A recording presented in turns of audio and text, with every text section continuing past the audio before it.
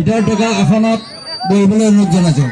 মাননীয় আমিৰ আলী ছাৰ অকণমান আহক। 2 মিনিট কিবা ছেকেণ্ড আছে। স্কোৰ কৰিছে 3টা। সৰু ছোৱালী সকলোৱে উৎসাহিত কৰক, হাত তালি দিয়ক।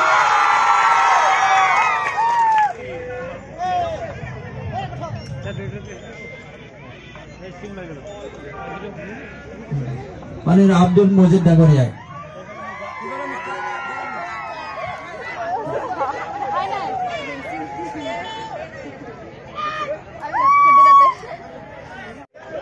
আৰু ৰাজেশ বড়ো ডাঙৰীয়া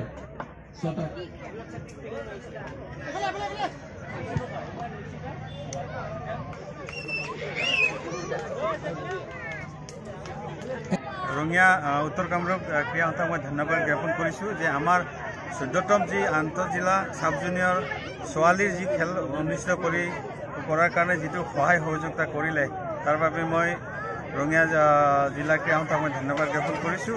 আৰু এই খেলত টোটেল আমাৰ 19খন জিলাৰ পৰা আহি 19টা দলে আমাৰ অংশগ্ৰহণ কৰিছে।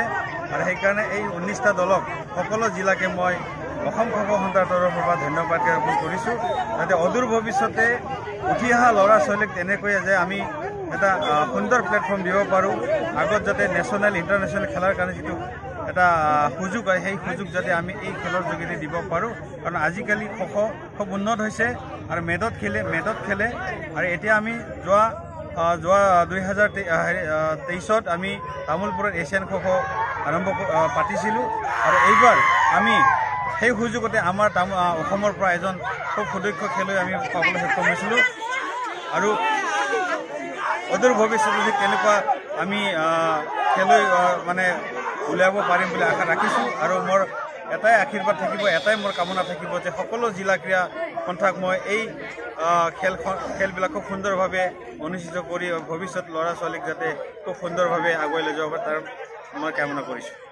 সন্থাৰ সহযোগত আমাৰ যি ইয়াত ৰঙিয়াত সাব জুনিয়ৰ জিন্তু গগৈ সোঁৱৰণী আন্তঃজিলা খো প্ৰতিযোগিতা অনুষ্ঠিত হৈ গ'ল ছোৱালী শাখাত। আজি আমাৰ সফল পৰিসমাপ্তি হ'ল। আজিৰ এই চূড়ান্ত খেলখনত নলবাৰী জিলা দল আৰু ৰঙিয়া দলে খেলিবলৈ সক্ষম হয় আৰু শেষত ৰঙিয়া দলে চূড়ান্ত বিজয়ৰ সন্মান ল'বলৈ সক্ষম হয়।